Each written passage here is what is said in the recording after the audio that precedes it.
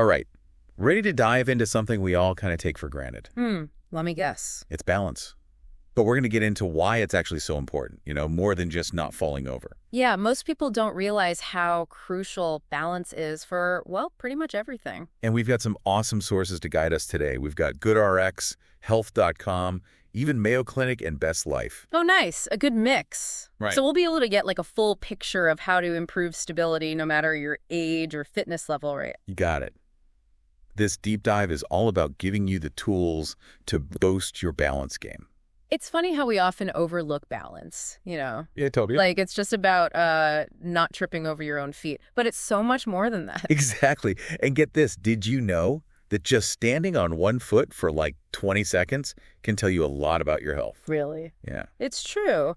Research suggests a strong link between balance and, believe it or not, longevity. Wow. Okay, tell me more. Studies have shown that folks in their 50s and older, if they can't stand on one leg for 10 seconds, they're at double the risk of dying in the next 10 years compared to those who can. Oh, wow. That's kind of scary. It's almost like a warning sign for your overall health, like a canary in a coal mine. That's a pretty intense statistic. It makes you think, Right. Like balance is more important than we give it credit for. And it's not even just about, preventing falls as we get older either. Absolutely not. Health.com was talking about how good balance also affects your athletic performance. Makes sense. Even like everyday movements. You ever notice how some people are just clumsier than others? Yeah, for sure.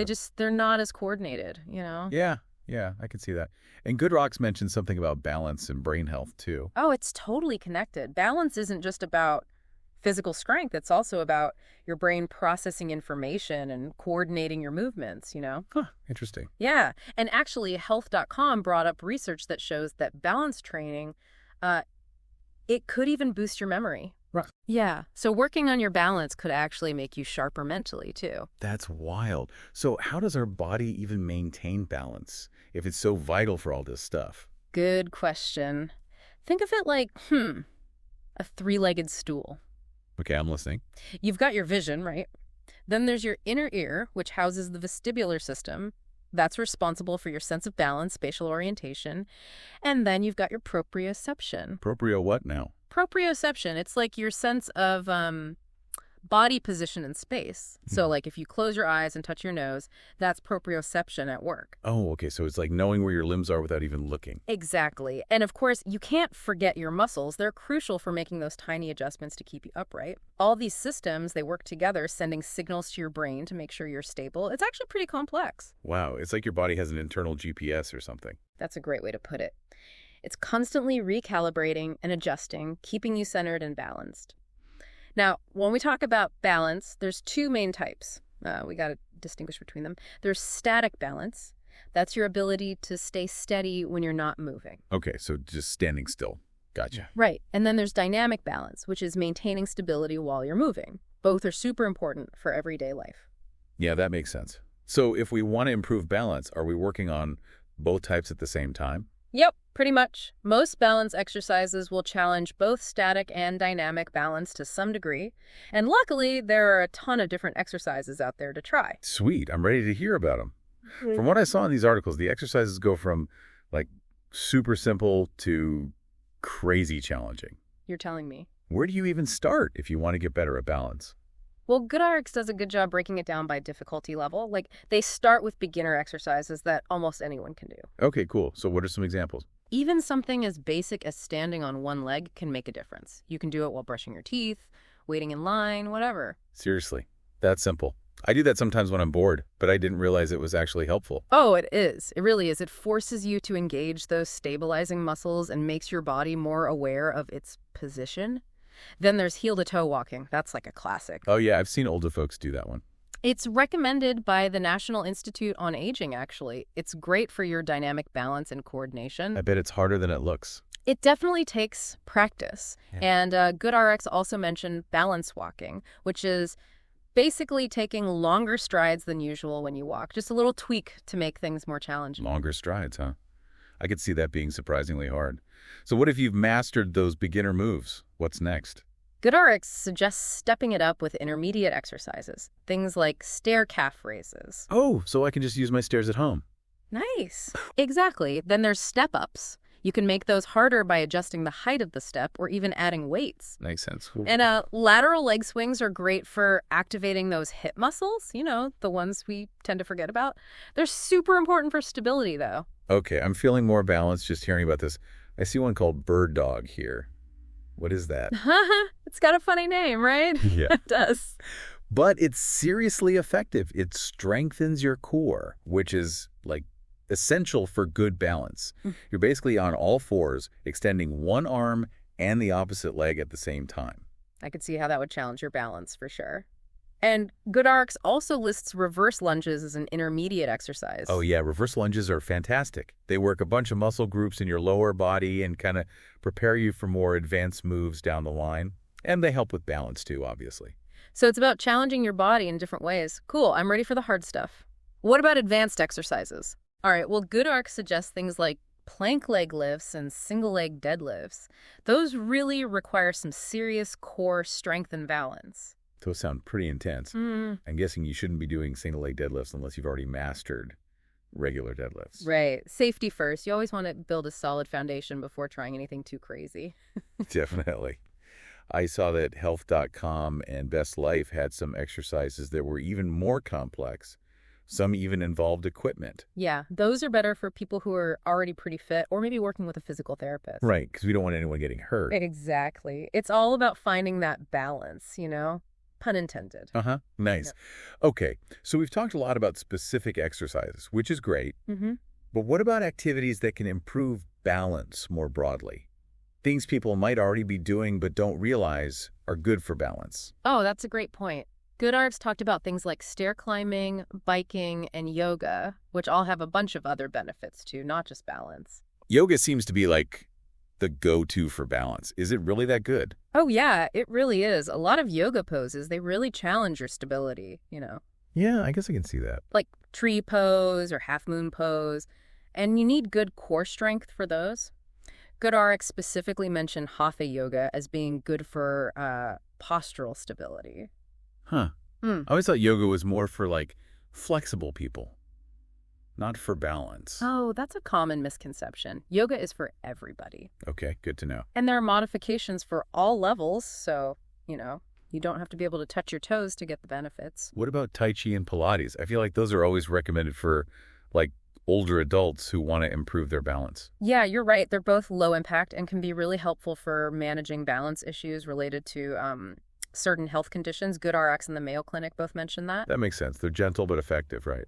Exactly. And they can be easily adapted for different fitness levels and needs. I'm also seeing stuff about equipment, like stability balls and balance boards.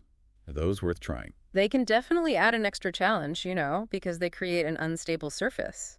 GoodRx even suggested swapping out your office chair for a stability ball. Whoa. Really? That sounds kind of fun, actually. Right. Sneak in some extra core work during the day. But is it hard to concentrate when you're wobbling around? It can be at first, but you get used to it pretty quickly. And it actually helps your posture and reduces back pain because you're engaging your core more. Interesting trade-off. Probably best to start slow, though, right? Not a full work day on the stability ball right away. Yeah, for sure. Ease into it. Speaking of easing into things, I'm starting to feel a little overwhelmed by all these exercises. Where do I even begin? And how do I know I'm doing them safely? That's a good question. Yeah. It's important to listen to your body and progress gradually. Don't jump into the single leg deadlifts right away. Actually, Best Life had some really good tips for creating a safe exercise space. Okay, what do they say? Well, first of all, clear any clutter. You don't want to trip over anything. Make sure there's plenty of space to move around freely. That's a good reminder. My living room is kind of a minefield of toys and books right now. And think about your footwear, too. Make sure you have supportive shoes, especially for balance exercises. You don't want to be slipping and sliding. So no heel-to-toe walks in fuzzy slippers. Probably not the best idea, but most importantly, listen to your body. If you feel any pain, stop and figure out what's going on. Yeah, pain is not good. What about modifications? I know Best Life mentioned that you can adapt a lot of exercises. Oh, yeah, absolutely. If you're struggling with the single leg stand, you can hold onto a chair or a wall for support. Or if the bird dog feels too hard, you can just extend one arm or leg at a time. I like that. Makes things seem less intimidating. Best Life also talked about having a helper nearby. Is that necessary? It's not always necessary, but it can be helpful, especially if you're already worried about your balance, Just having someone there can make you feel more secure, and they can help if you start to fall. Yeah, better safe than sorry. Okay, so clear the clutter, wear good shoes, listen to my body, maybe have a friend spot me. Yeah. Anything else? Oh, one more really important thing. If you have any existing balance issues or other health conditions, talk to your doctor before starting any new exercise. Oh, yeah, for sure. That's always good advice. So we've talked about the physical stuff, the exercises, the safety tips, but you mentioned mindfulness earlier. How does that tie in with balance? Well, that's where things get really interesting. Think about it. When you're stressed or anxious, do you feel more off balance? Oh, totally. Like when I'm rushing around, I'm way more likely to bump into things, trip over my own feet. It's like my mind and body aren't talking to each other. Exactly.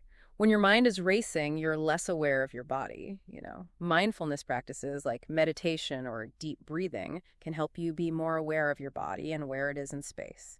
And that translates directly into better balance. So calming my mind can actually help me be more physically balanced. Yep. And it works both ways. Improving your physical balance can also make you feel more mentally and emotionally balanced. It's all connected. Whoa, that's pretty deep. So it's not just about not falling, it's about overall well-being. Exactly. It's about finding that inner equilibrium, that lets you move through the world with confidence and grace. I love that. It's not just physical stability, but also mental and emotional stability. Exactly. And mindfulness is a big part of achieving that. So what are some simple mindfulness techniques that people can try? One that's really simple but powerful is mindful walking. Instead of just rushing around, pay attention to how your feet feel on the ground, how your body is moving, your breath. So it's about being present in the moment, feeling your body as you move. Exactly. And you can even do this with your balance exercises. Like when you're doing a single leg stand, really notice those little shifts in your weight, the muscles you're using to stay balanced. I never thought about it that way. It's like not just going through the motions, but really paying attention to how it feels. Right. And it not only makes your balance training more effective, but it also creates a deeper connection between your mind and body. Balance is so much more than I thought it was. It's like a whole mind-body It thing. really is. It's not just a physical skill. It's a state of being. Well said. So we've got the exercises, the mindfulness. Any other tips for someone starting out on this balance journey? Consistency is key, You don't have to spend hours on this every day. Even just a few minutes each day will make a difference over time. And make it fun. Yeah, it shouldn't feel like a chore. So if I do some balance exercises and some mindfulness, I'll see results. Oh, yeah, definitely. You'll be surprised how much even small, consistent effort can improve your stability, your coordination, your overall well-being. I'm definitely inspired to try this. This has been really eye-opening. I'm glad. Remember, every journey starts with a single step, or in this case, a single leg stand. Aha, I like that. So don't be afraid to challenge yourself, try new things. You'll be amazed at what your body can do. This deep dive has been fantastic. We've learned so much about balance, way more than I expected. From the physical stuff to the mental stuff, everything. It's been a great conversation, and now you've got all these tools and strategies to improve your own balance. Right, no matter where you're starting from. Before we wrap up this part of our deep dive, any final words of wisdom for our listeners as they head off on their balance-boosting adventures?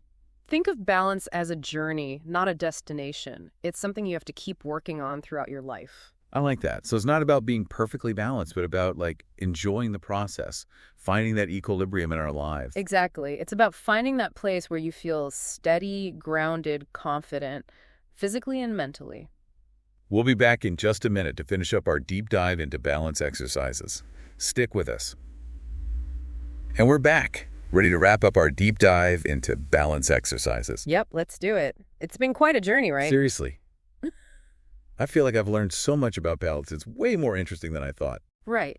It's definitely one of those things you don't think about until, you lose it. It's so true. So before we send everyone off to practice their single leg stands and all that, let's do a quick recap of the key takeaways. What are the most important things for our listeners to remember? Okay, well, first of all, balance is essential for everyone, no matter your age or how fit you are. It's not just about avoiding falls as you get older. It's about overall well-being and being able to live a fuller, more active life. Right, exactly. Good balance can help you in so many ways. It can boost your athletic performance, make everyday activities easier and safer, and even sharpen your mind. Exactly. It's amazing how much of an impact our balance has on our lives, We also talked about how balance involves this whole complex system in the body, right?